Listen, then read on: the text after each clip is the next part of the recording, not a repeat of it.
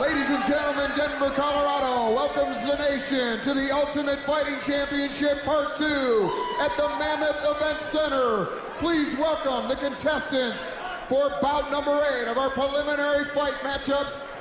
A national hero in Japan fighting out of the red corner. This second-degree black belt in Karate Daido Jeku is the winner of more than 60 full contact matches. Although only 5'7" and 178 pounds, he has the heart of a giant. Give a big American welcome to Minoki Ichihara.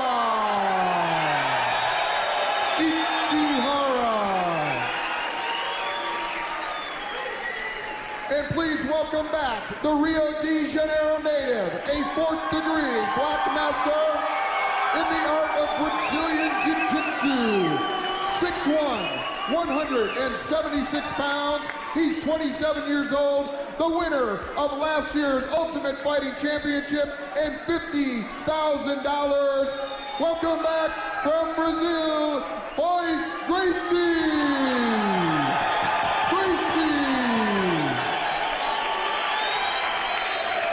Good luck, gentlemen. All right, we're going to go take a look at both fighters right now. They are sizing each other up. Minoki Ichihara, 5'7", 178, a heavy guy, not that tall. Royce Gracie, 6'1", 176, and they're about to engage. Royce is going to want to go to a clinch quickly. He does not want to get hit. And the reverse punches and thrust punches are really strong from Ichihara. Is Ichihara in trouble if he's on the ground? Oh, definitely. Definitely. And he's down. Yes, he's down on the ground. Yes. Watch Royce will take his left leg and go over the top. There it is. He'll get him in a hook position. Now he'll rest. He'll get a good mounted base, and he'll just rest. He'll get his hand over to block that. Jim, this looks familiar? Yes, it does. He may end it up too quickly. What he'll do is he will grind this into his face and neck, and Ichihara will release that left hand, just like that.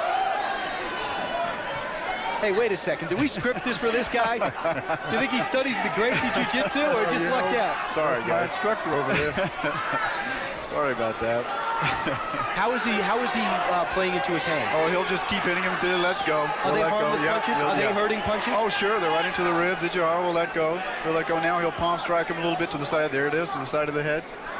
How unfamiliar is this to Ichihara, being on the ground, being in an inferior position? I'm not sure. I don't have that data on Ichihara, but right now he's in a very vulnerable position. You just had to be at the press conference when these two were paired up in the preliminary round. You heard the oohs and ahs. Yes, the whole room oohed and awed. The way we understand it, this easily could have been the finals. Yes. Now that's what he's trying to do, is get that elbow just to get over the side. Now he's going to push his head over. Royce will take his left hand and hold the side of his head. He'll just work him over, hopefully. He may go to an arm lock or an arm bar. Royce does not want to win this with an arm lock. Why? He wants to win this with a choke. You mean he cares how he wins? Oh, certainly, certainly. He doesn't want to win this with an arm lock. He will if he's losing endurance or if he's having a problem getting the guy in anything else. He will do that. But he's really, if I know Royce, he's going to go for the choke. It's more dramatic. You got to think about the emotions going in. He won't talk about it, but he's representing the whole Gracie family as a member. He loses. I mean, he's got the whole family to face and to live up to, and that whole name. I think so, too. In this particular position that Royce is in, I don't think he's going to lose this match. He's rolling him over on the side now, and he'll go for the choke. Ichihara has a good lock on that shoulder, though. Really? Yeah, but that's okay. Royce is in good position. Why? Because he stays on you just like a crab or an anaconda. He gives you no space to get up or move. All of his weight is on him. He'll headbutt him. He'll maneuver him. Now you'll see Hickson, Hoyler, Royce, Hoker, all of his brothers are right in front of him. That's the whole jiu-jitsu clan just talking to him right now. I guarantee you, Royce is not using any energy right now, hardly at all. You watch Hickson right there in the guru. He's being blocked right now, but Hickson is the guru. He's the man that Royce looks up to. That's correct. The man that really does a lot of training with Royce. That's correct. And after training with Hickson all this time, Royce says anything will be a welcome change. Yeah, one of his quotes. Yeah. See the whole Gracie family there. Yes. That's Horion. They're just on Lord from Horion. And again, it's not Gracie Jiu-Jitsu by mistake. It just isn't a coincidence. They invented this art. They perfected their style of jiu-jitsu. Originally came from Japan. How different is it from anything we've seen in other jiu-jitsu? Slightly, tremendous amount? I personally think tremendously amount because of the finishing holes and how technical they are. And they'll just wear the opponent down and wear the opponent down. Ichihara is in a tough position to be in right now. Is Ichihara expending a lot of energy? Oh, definitely, definitely. Just laying there. Just laying there. Because not only is he on the bottom, he doesn't want to be on the bottom because Royce has him in a mounted position, and anytime he tries to roll or get up or move, he exerts all this energy. Royce is just taking his time. This is a lot longer, Jim, than we remember last time. That's a shot on Hoyler, the smallest of the Gracie. Now also, anytime Ichihara will move or roll or try to get over, Royce will just go with him on top of him like a little crab. He'll just stay right on top of him. Royce can crank this up at any minute he wants to. He can dictate this fight. See how he's moving? And Royce just stays on him just like a crab. Minoki Ichihara says his best punch, his best weapon is the lunge punch. That's not going to help him. Lunge punch is a real strong technique using the reverse hand. If you're standing with your left foot in front and you throw a reverse punch, it would be your right hand coming forward. Real strong technique. And Royce Ichihara again showing more life. Royce is really punishing Ichihara right now. Man, you talk about a game face. Royce has it. He does. He does.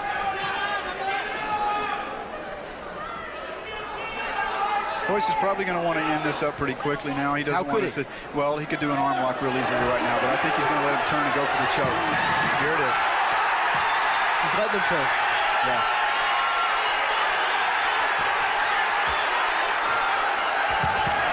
He poked. He tapped. Was that an arm lock? Yes. No. I think he choked him out. I couldn't tell. Oh, he did. Arm lock. It looked like an arm lock. He probably broke his arm. You think that arm could be broken? I knew he was going to finish it pretty quick because he doesn't want to spend all this energy because he has other fights. He very possibly could have snapped it. That was close to a 5-minute fight. He probably popped the capsule in his arm. I couldn't really tell from this angle. Okay, he has him in a choke. That's not working. Ichihara slipping out. Let me see if I can see what he's doing here. He reaches, he gives him his arm, goes in an arm lock. Watch him raise his hips. And yes. Okay. Right there. All right. Yes.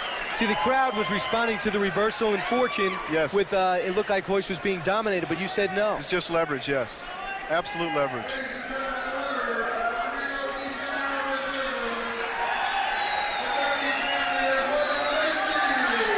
Defending champion defends his title. That's exactly what he did.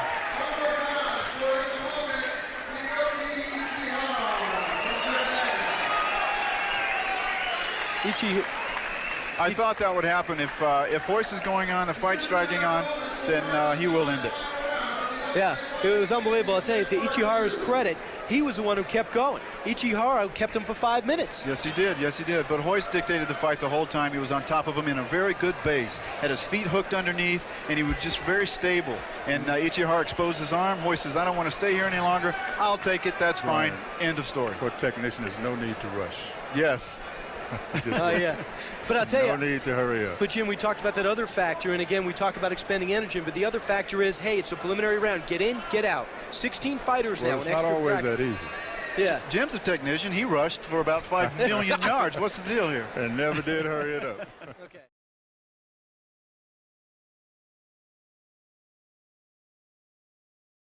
Rich? Ladies and gentlemen, our first quarterfinal match of the Ultimate Fighting Championships from the Mammoth Event Center in Denver, Colorado. Please welcome our contestants. First, fighting out of the red corner from Robert Bussey's Warriors International, an advanced status black belt in the art of American Ninjutsu, 6 foot, 208 pounds, a native of Arlington, Texas. He is proud to represent his teacher and organization. Ladies and gentlemen, Scott Morris. Tough guy. I would say so. And his opponent, a black belt in Taekwondo, Tang Soo-do, and Hapkido, 6'2", 220 pounds, the winner of the 1993 Sabaki Challenge. He is returning to the octagon for his second straight attempt at the title. Please welcome Denver native Patrick Smith.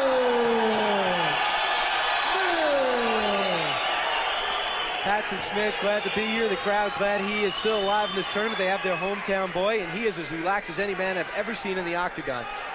And here is the tale of the tape. Scott Morris, 6 foot, 208 pounds. Pat Smith, about the same dimension, 6'2", 219.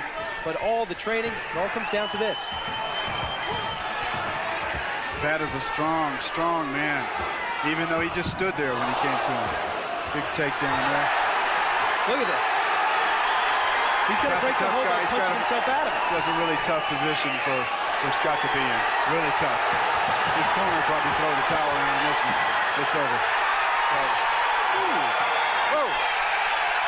That's intense, folks. That is intense. That's what it's all about. And I'll tell you, Robin Morris' strategy was to go right in on Pat Smith. Pat Smith looked at him and say, that's not the right move.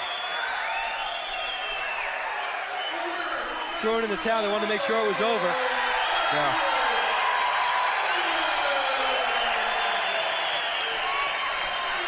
Oh, boy, that was over fast. That was fast and brutal.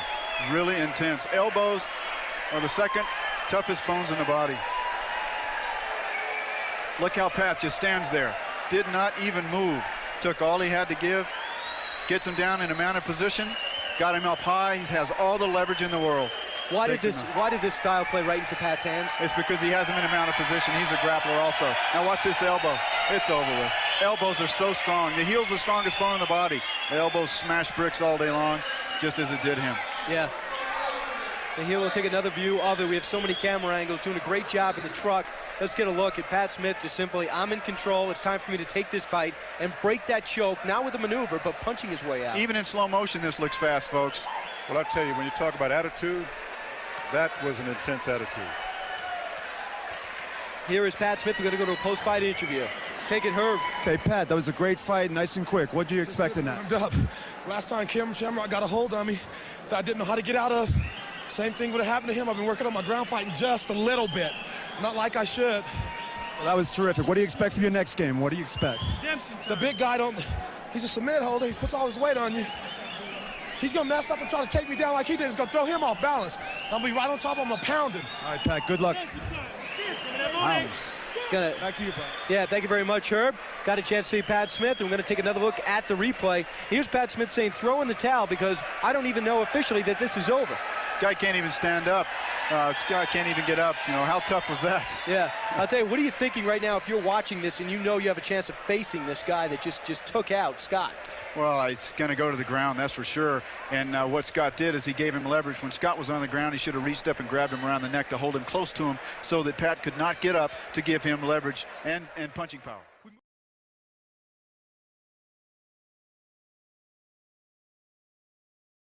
The G-Man in the ring. Ladies and gentlemen, our second quarterfinal match pits two great champions. Give them a warm Denver welcome. Fighting out of the red corner from Las Vegas, Nevada.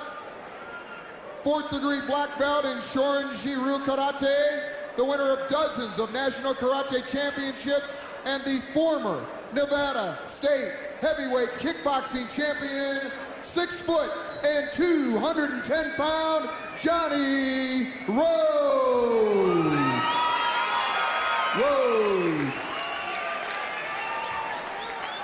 And ladies and gentlemen, we have an alternate for the second quarterfinal match. He replaces Brock Hammaker, who withdrew with an arm injury. This gentleman is a 5th degree black belt in the art of Shorin Irimatsu Moran Kempo. Fighting out of the blue corner, he comes from Minnesota, 6 foot and 180 pounds. Give it warm Denver welcome to Fred Ettish. Sometimes these last-minute entrants can give you a tough time. Sometimes they can be unorthodox, and we'll see what happens here. Hey, Jim, Fred Ettish, very fortunate. He comes into this tournament in the quarterfinals. Maybe. I know what you're saying. We're getting mighty close. There's a zone there that they have to contend with, and that's that distance just between the fighters before they make the initial move. That was Johnny, one who initiated the ground play last time, the grappling. We may see some techniques here. May not go to the ground yet. If you get the close-up, you can see Johnny's eyes. So intense. That straight right hand is going to come into play here. You'll see counter-punching from Johnny Rhodes. There it is. That straight right hand. He'll let him get up and try to kick him. Here we go. So Fred's got to get up. Well, he'll try to get up, but he should put his left hand behind him and scoot up with his left leg. You shouldn't get up facing forward. You should get up going backwards so you can protect yourself if the guy comes in. The only man I've seen get up from this position was DeLucia in the preliminary. Yes, he did it correctly. Oh, whoa. That punch by Johnny Rhodes has opened up a cut on Fred Ettish like I've never seen one punch do. Yes, this fight's over.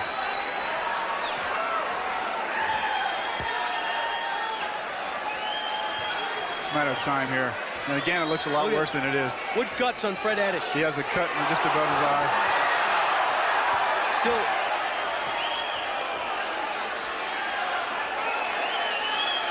Does Johnny want to avoid getting down with him? Well, I think the corner should just recognize what's going on here. 2.5 minutes old. Yeah, it's He's pointing to his eye. It's the will of the fighter. There's no question. You see a big mouse up there above the eye. And I think Johnny showed some empathy again in his early fight against Levicki. He's showing it here. Yeah, it's very difficult for him to see. That's why he keeps shaking his head that way. Now, is Rhodes seeing openings but deciding not to go in? Well, it's very difficult. He doesn't know ground grappling, so if someone is on the ground and they're kicking at you like that, it's fine. You cover up, you grab the leg, and you go for a mounted position. And now this is a familiar exactly position. What he did. Yeah. Now he has all the leverage to punch. If he knew the choke, he'd go for the choke here. He's got his left hand in place. His right arm should just go right behind the head now to choke him out. Can't say enough about Fred Ettish taking this kind of pain. Yes, yes. It's very difficult for him to see. The bad cuts are above the eye. You know, Ben, it's amazing that they would not learn those choke holds. I know, isn't it? It really is. It was right there. Yeah, I agree with you. I mean, I could have. Here he goes. Here, he's got him in the left hand in place. He can choke him out with one arm, by the way. He'll probably tap now because one arm is all it takes. He just has to close that together. And Fred's energy really seems sucked out of this point. Yeah, definitely. And he knocked out his mouthpiece. He's done everything except tap out. Yeah, if he rolls over on his stomach, then it's really going to close that choke into a... How do you get out? Ben, how do you break? Well, you just protect your neck. You just reach up, shoot one hand underneath the elbow so that it takes both sides of the neck to be choked out. So the other, Johnny isn't closing the choke. It's over. Again, it's over. Johnny Rhodes truly impressing everyone here. That was very impressive. Oh, yeah. That was very impressive to come back after that long fight like that and do what he did. Well, I think it was, but if you look at the size of this gentleman and you deal with the fact that he's a kicker, yes, it really wasn't. Exactly. Much of it. Exactly. Fred Ettish, he comes in as an alternate. He doesn't know what to expect. He's in the quarterfinals against a guy that just crushed a man 6'5", and David, he sits in there. Fred Ettish does to his credit. See, that counterpunching is really tough because as soon as you expose yourself by giving a kick like that, you're leaving yourself open for a counter punch. So all Johnny did is step back when he tried to throw a kick, and he came with a straight right hand. Now it's just a matter of time. He really hurt this guy. You want to hear from Johnny Rhodes? All right, let's go to Johnny Rhodes right now. Herb. Okay, Johnny, it was a great fight, great fight. The guy wouldn't give up. What'd you think about that? Well, he's a tough guy. There's a lot of great competitors here. You don't want to embarrass yourself. You want to hang in as long as you can. Johnny, you got a lot of spirit. You had a lot of energy out there. What do you anticipate for the future? Well, I'm 39 years old. I've boxed, I've kickboxed, I've done it all. And I wanted to try this. What do you got planned for the next guy, Johnny? Well, Pat's a tough fighter. He has a lot of weapons. But I plan on boxing him. Hopefully, let him get me on the ground. All right, champ. Good luck. We'll see you later. Okay, we're going to throw it to a replay now. Thanks. See you later, Johnny. Johnny Rhodes get a chance to know what he is like as a person, a great guy, and this is the man at his job. Really is. There's no protection, no good defense on the ground here. Johnny actually, if he were schooled in ground grappling and chokes and finishing holds, this fight would have been over a long time ago. Now talk about where the power is coming on those punches. He has all the gravity. Everything's generated from up above. So is that how a boxer would throw it? Yes. Straight punches, straight down. He's winging it there a little bit, but absolutely. And the person on the bottom, if you're squared off, cannot hit you, but you can hit them. Yeah, Fred is just hanging out. He has him in a choke. That one arm has choked him out. He's rolling over. He's going to tap. He's out. That's good. Just like that, he's out.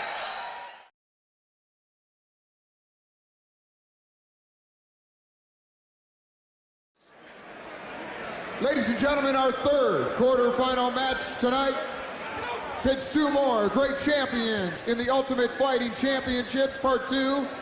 Please welcome in the blue corner, He is from Holland, the current owner of the Dutch, Belgium, German, and Danish open class jiu-jitsu championships.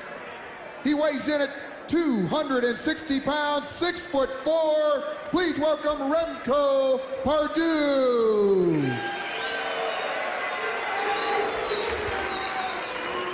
And his opponent, a winner by knockout in his first match this evening, the Thai kickboxing world champion in 1993. He has an impressive record of 55-9, 13 by KO. He has dominated the world of Thai boxing for 7 years. Please welcome Orlando, the Gladiator, He has made himself a favorite very early on. Orlando Beat from France. Not to take anything away from Remco, but he's a little bit winded, and he's the guy who was a little timid in there earlier and used that for his advantage, I think. Orlando much smaller, 5'10", 170. Remco much heavier, much taller. Look how Orlando covers up here. Fights sideways. He's a lesser target to hit. He's got the whole Holland connection now with Frank Hammaker out of it in his corner. Whoa. Same takedown that Remco used earlier. Is it instinct now? Do you care where you are, Ben? Well, I think he has to get over and get him in a mounted position and try to finish him. He goes for these arm locks and spends a lot of time doing it. Orlando, it's hard for me to imagine him being in this position too many times in his straight-up career. Orlando is so quick and so clever. I think he'll be out of this pretty soon. You'll notice Remco has all of his weight on him and holding onto that elbow.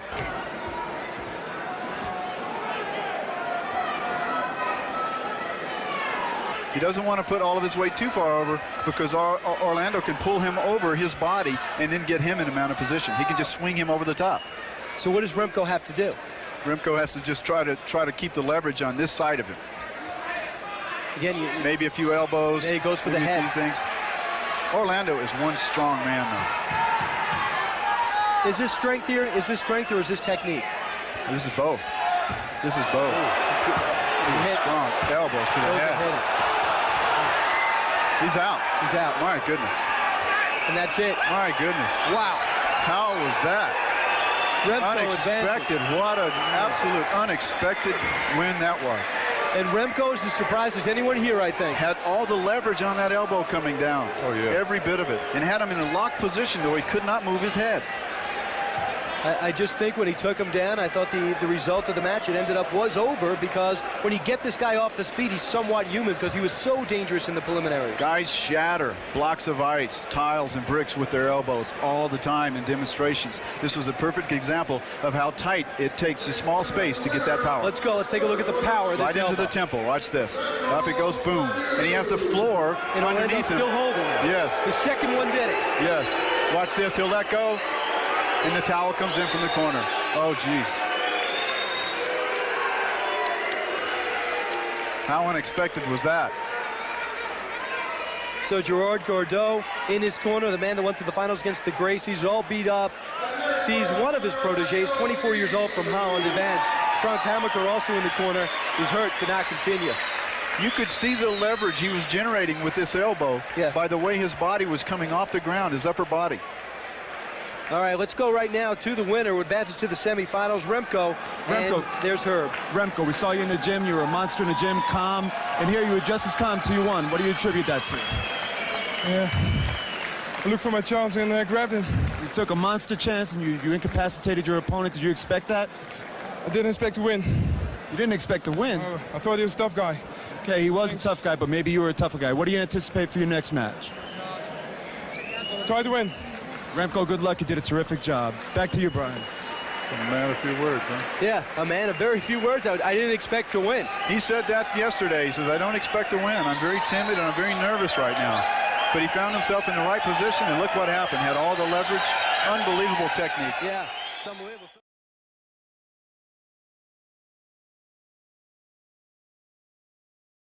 There's a ring announcer. Ladies and gentlemen, our final quarter match of the evening. At the Ultimate Fighting Championships Part 2, please welcome our two combatants out of the red corner. 5'11", 190 pounds, He is a holder of the red sash in 5 Animal Kung Fu. He is the winner of 22 bare knuckle matches from Bellingham, Massachusetts, Jason DeLucia.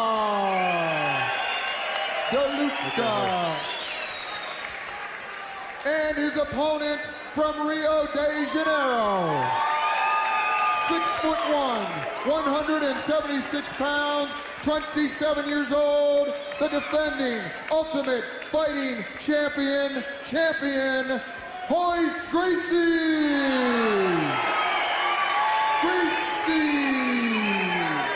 What comes to mind when I watch Royce is the way he tries to stare down his opponent. He just stares and he freezes. He's like a big cat.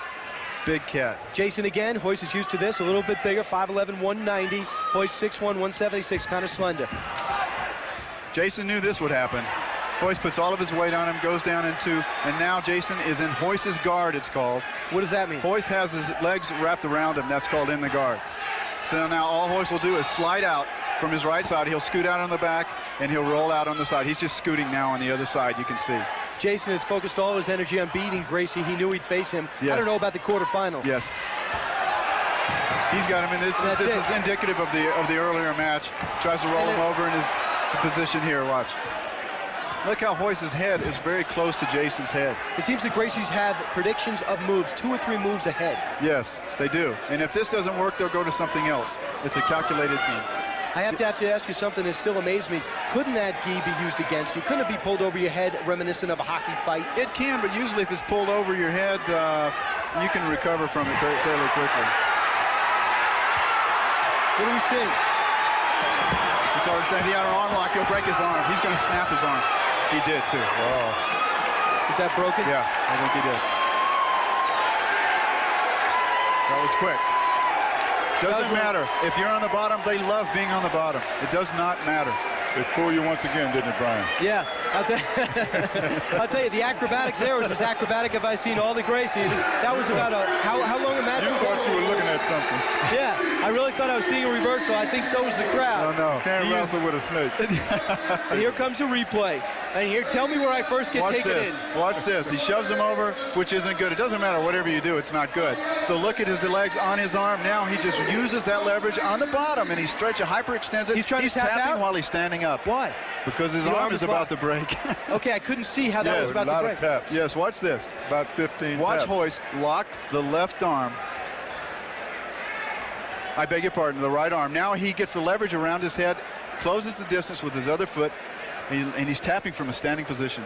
Isn't that something? Now, that's what snaps the capsule in the elbow right there. I'll tell you, Jason is such a student of the sport. He loves fighting so much that he enjoyed losing to someone of Royce Gracie.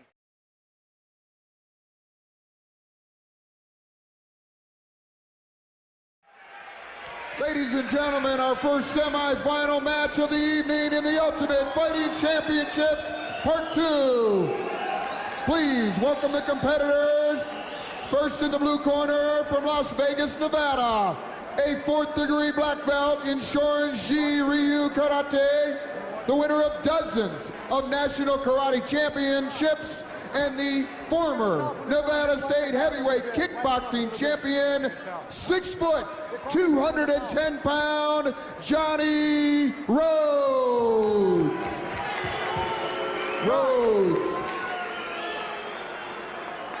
And his opponent, out of the fighting city of Denver, Colorado, in the red corner, a black belt in Taekwondo, Tang Sudo, Hapkido, 6'2", 219 pound, Patrick Smith.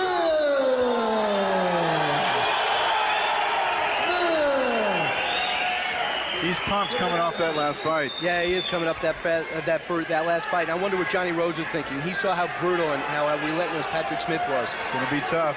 He's going to have to use his leverage, Johnny Rhodes, to have any kind of chance here, I think. I don't think at this point Patrick Smith thinks he can be beaten. I know he doesn't. Oh, that's the first spin kick I think we've seen.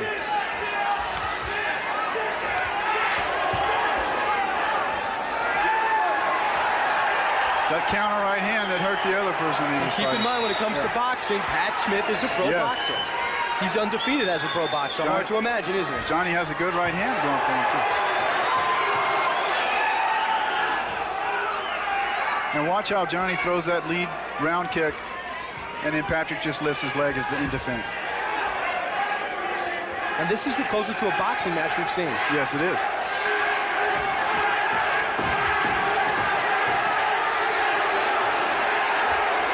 He's going to go for the guillotine here, too. He'll lift him up and choke him out.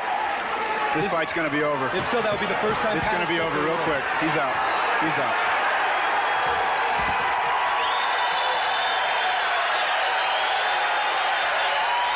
A little cocky. Smith wins in 45 seconds. A man that fought over 25 minutes tonight looks so invincible. Patrick Smith makes it look easy. He did it right. He did it right. How he lifted him up when he had the elbow, the blade of the elbow underneath the neck and lifted him up in the guillotine. It's a deadly technique. A lot of confidence. Jim, what about the element of confidence, and when can it hurt you? When can it be overconfidence? When you get with Gracie. I tell you, I'm going to look up overconfidence in the dictionary. I'm going to be curious to see what's there. Jim's picture, I think. Yeah. My man. Gotta go. I'm going to take a replay of this. Pat Smith's so dangerous. He's unpredictable. I don't know how he's going to win, but we just are pretty convinced he wins. Johnny Rhodes goes right into this position by tucking so low right there. And Pat, excuse me. So how many times? Pat did this earlier. Yeah. I'll tell you what, we've gone through, what, a jug of water here? How much have we been talking? I feel like we've been fighting ourselves. Right there, you see the submission chokehold right before he went on top. I didn't know it could be done with the foot. He tapped out with the foot. Yes, he did. Yes, he did. You'll tap out with anything. Right there, tries. He misses the headbutt. And he'll go in and lock him up. The best time and the best place to tap is on the person who's applying the choke. Because if you tap on the ground, they can't see you. So you want to tap on that person. I'll tap on everything. Now it's time to take a look at a man and get to meet a man and talk about how he feels about going to the finals for the first time in Ultimate Fighting 2. And let's go to Herb, who's with Patrick Smith. Hi, we're here with Patrick. Patrick, that was a terrific fight. All your fights have been short. Why is that? Easy opponents. Is it because you got the #1 shoot fighter to beat me last time? That's good. That's right. But you got the crowd behind you here. You're a hometown favorite. You intend redemption. I got to redeem myself from last time. Took the #1 shoot fighter, beat me. He got me an ankle lock. I didn't know how to get out. This is what I thought I was really best at, is stand-up aggression. Now I'm getting good at ground fighting and choke, standing up. No one can really take me down yet. The one guy tried to take me down. I stopped before the ref even told me. Well, it seems like you're doing it upstairs. You're doing it downstairs. You're on the mat. You're upstairs. You're downstairs. So now you got your next match. What do you think about that? I'm ready to get it over with. I'm ready. I'm still energized. I'm in excellent shape. Thanks to Shane, Jimmy, and Omar. They've been running with me, getting me prepared. I've been boxing a lot in Vegas. For all y'all in Vegas, what's up? Come be back up there next month. I will keep that crowd going, and good luck in your next match. Yeah, he'll come back to another replay and see why he's so confident that he would excel in this tournament, because he's so dangerous so many different ways. Watch how this blade goes underneath the neck. He uses his leverage. He just stands up and leans back. How do you break that, Ben? It's very difficult. The first thing you have to do is reach up underneath, grab that arm that's choking you, and put your weight on. Okay, tell Johnny that. Is he still in the arena? Johnny right now is wondering why there's a date on sour cream. There are too many things to learn for a fight like this. You know what I mean? You don't do it overnight. Yeah, this is years and years of perfected talent. Years, absolutely. Definitely.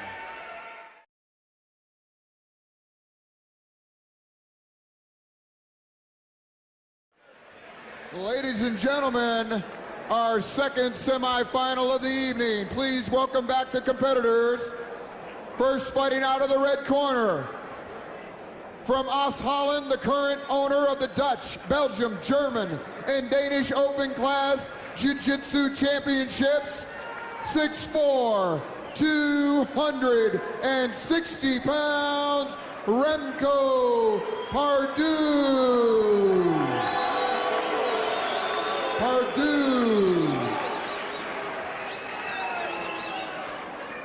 And please welcome back once again, out of the blue corner, the defending Ultimate Fighting champion